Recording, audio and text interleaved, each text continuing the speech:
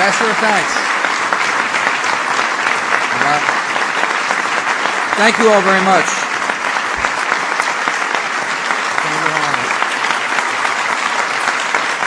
Please be seated. Thank you. Go ahead and be seated. Thank you all very much for the warm welcome. Welcome to the People's House, White House. It's my honor to welcome members of the United States Senate and the United States Congress, members from the Ambassadorial Corps, and fellow Americans who deeply care about a neighbor in need. HIV/AIDS is a tragedy for millions of men, women, and children, and a threat to stability of entire countries and of regions of our world. Our nations have the ability and therefore the duty to confront this grave public health crisis. We are here today to urge both houses of the United States Congress to pass the Emergency Plan for AIDS Relief, which will dramatically expand our fight against AIDS across this globe. I appreciate so very much Secretary of State Colin Powell's commitment to this issue. The fight against AIDS is an integral part of our nation's foreign policy. I appreciate so very much Secretary Tommy Thompson's dedication to this issue. He's the chairman of the Global Fund.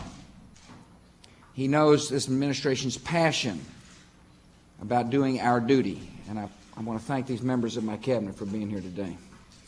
I also want to thank the chairman and the ranking members of the committees responsible for getting this legislation moving.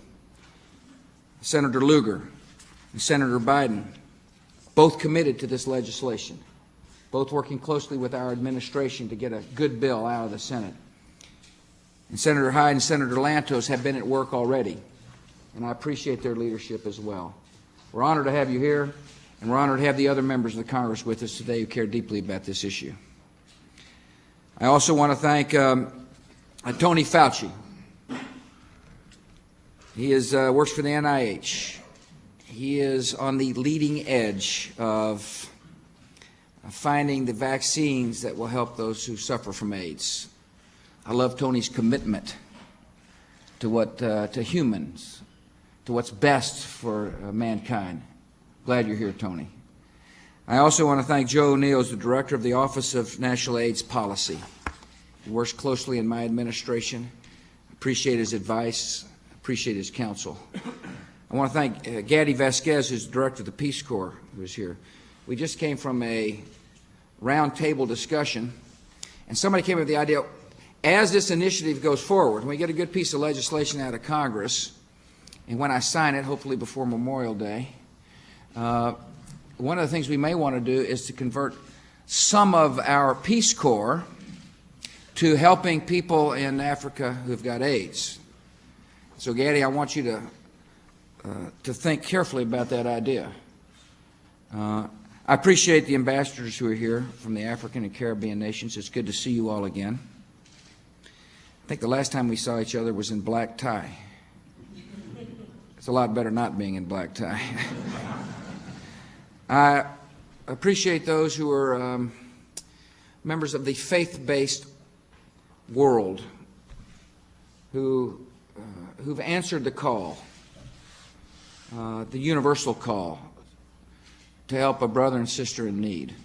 I want to thank you for being involved in the fight against AIDS. I want to thank those who have been involved in this struggle for a long period of time. I'm confident that the progress that you have made to date will be progress that we can build upon and will build upon. Confronting this tragedy is the responsibility of every nation.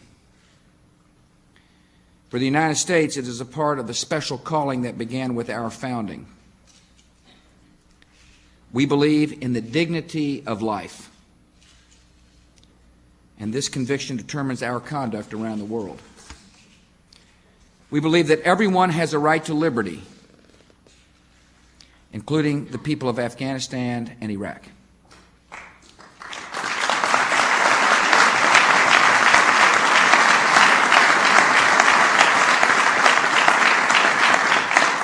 We believe that everyone has a right to life, including children in the cities and villages of Africa and the Caribbean.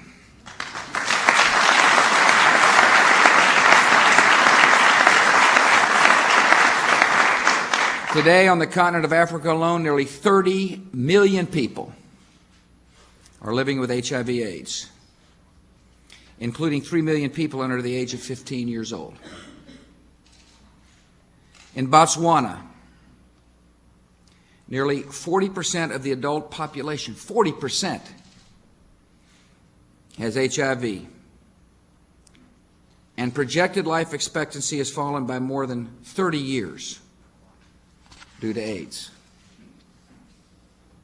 In 7 sub-Sahara African countries, mortality for children under age 5 has increased by 20 to 40% because of AIDS. There are only 2 possible responses to suffering on this scale. We can turn our eyes away in resignation and despair,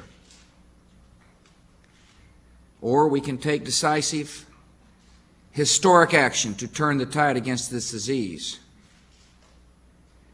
and give the hope of life to millions who need our help now. The United States of America chooses the path of action and the path of hope.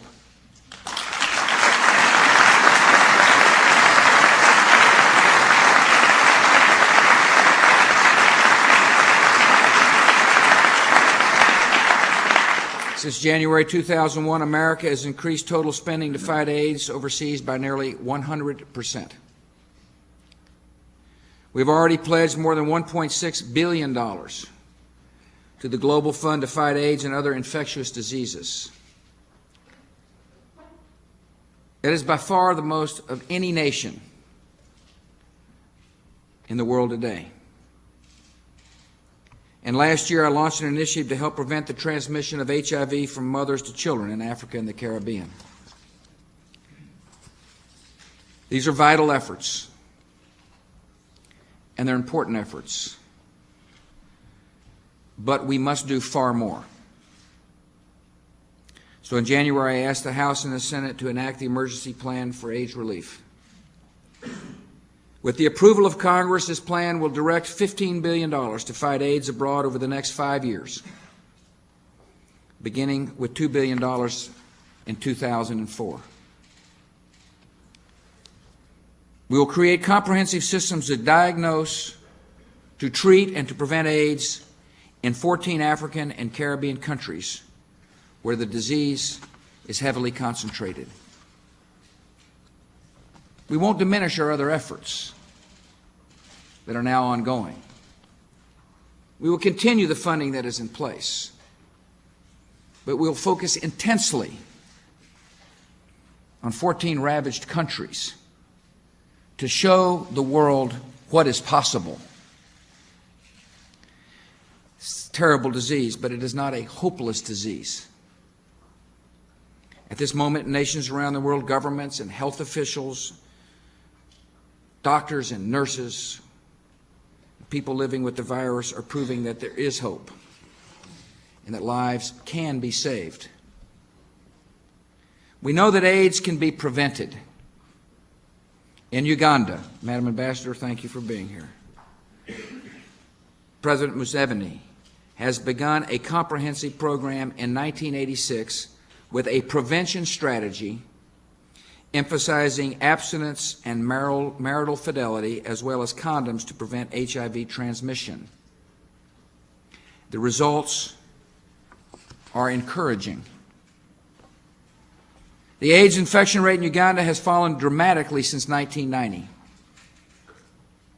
And in places throughout the country, the percentage of pregnant women with HIV has been cut in half.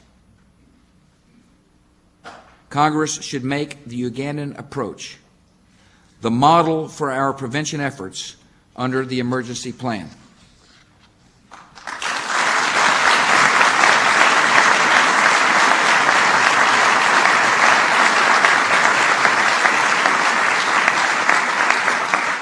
We also know that AIDS can be treated. Antiretroviral drugs have become much more affordable in many nations, and they are extending many lives. In Africa, as more AIDS patients take these drugs, doctors are witnessing what they call the Lazarus effect. When one patient is rescued by medicine, as if back from the dead, many others with AIDS seek testing and treatment because it is the first sign of hope they have ever seen. Many past international efforts to fight AIDS focused on a prevention at the expense of treatment. But people with this disease cannot be written off as expendable. Integrating care and treatment with prevention is the cornerstone of my emergency plan for AIDS relief, and we know it works. In Haiti, for example, the Guesquillo Clinic, where are you, Doc? There you are. Thank you for coming. The director of which is here with us today, is providing care to 5,000 people with HIV. His report was optimistic about what is possible. He should be speaking up here and not me about success. He says, in spite of miserable conditions in Haiti, he is optimistic that with the right strategy and a right approach, we can save lives. And I appreciate you coming, sir.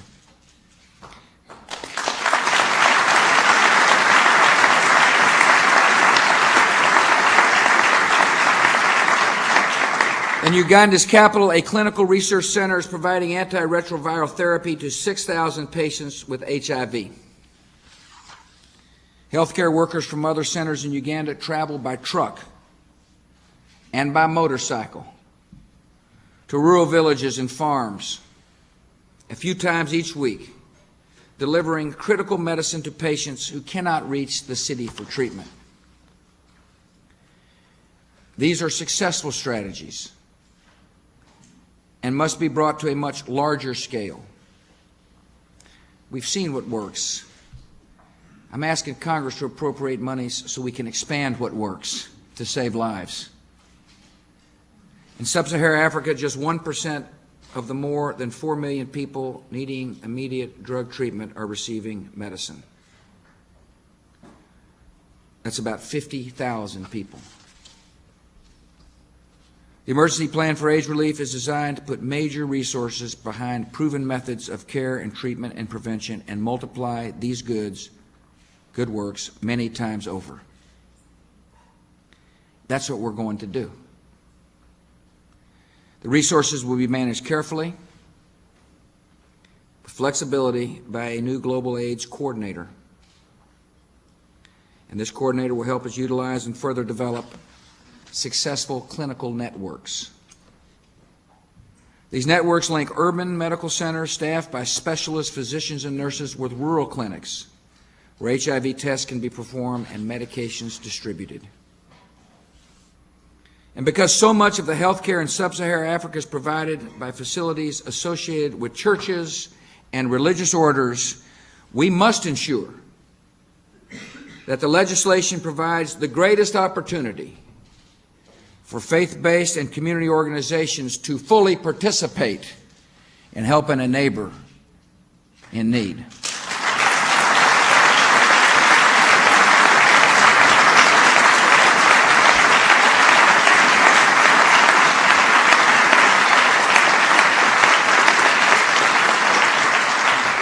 Our experts believe that the emergency plan for AIDS relief will, in this decade, prevent 7 million new HIV infections, treat at least 2 million people with life-extending drugs, and provide humane care for millions of people suffering from AIDS, and as importantly, for children orphaned by AIDS. Confronting the threat of AIDS is important work, and it is urgent work. It is a moral imperative for our great nation. In the 3 months since I announced the emergency plan, an estimated 760,000 people have died from AIDS. 1.2 million people have been infected. More than 175,000 babies have been born with the virus. Time is not on our side. So I ask Congress to move forward with speed and seriousness this crisis requires. But Africa, the Caribbean, and the United States cannot succeed by ourselves. I urge all nations, and will continue to urge all nations, to join with us in this great effort. Fighting AIDS on a global scale is a massive and complicated undertaking. Yet this cause is rooted in the simplest of moral duties. When we see this kind of preventable suffering, when we see a plague leaving graves and orphans across a continent, we must act. When we see the wounded traveler on the road to Jericho, we will not, America will not pass to the other side of the road.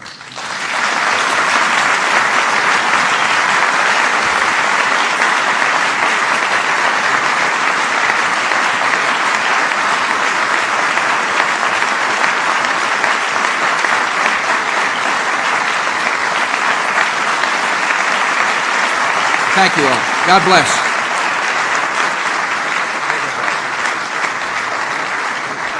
Thank you all for coming.